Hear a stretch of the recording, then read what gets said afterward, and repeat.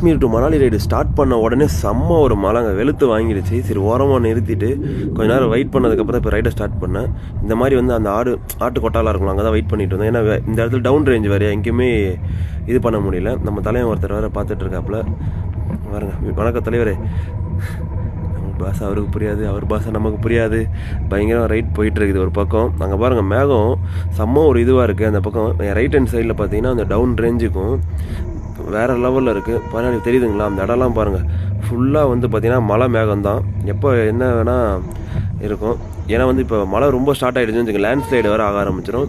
Landslide ஆனாலே வந்து பார்த்திங்கன்னா ரைடை நம்ம ஸ்டாப் பண்ணுற மாதிரி தான் இருக்கும். ஏன்னா கிட்டத்தட்ட வந்து மணல் வந்துருச்சுன்னா அதை கிளியர் பண்ணுறதுக்கே நீங்கள் கொஞ்சம் நேரம் வெயிட் பண்ணுற மாதிரி இருக்கும். இந்த பக்கம் பார்த்திங்கன்னா நிறைய இடத்துல வந்து லேண்ட்ஸ்லைடு ஆகிருக்குன்னு சொல்லியிருக்காங்க. பட் ரூட்டு போக போக தான் தெரியும் என்ன மாதிரியான ஒரு ரோடு இருக்குன்ட்டு. இங்கே கொஞ்சம் ரோடு நல்லா இருக்குது, பட் போக போக பார்ப்போம் எப்படி இருக்குன்ட்டு. பயங்கரமாக போயிட்டுருக்கு.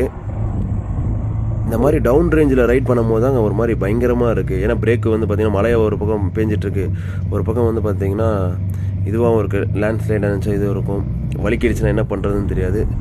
பார்ப்போம்.